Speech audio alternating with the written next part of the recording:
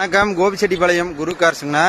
ஆனால் இந்த வண்டியோட மாடல் பாருங்க, 2011 மாருதி ஸ்விஃப்ட் டிசைருங்க.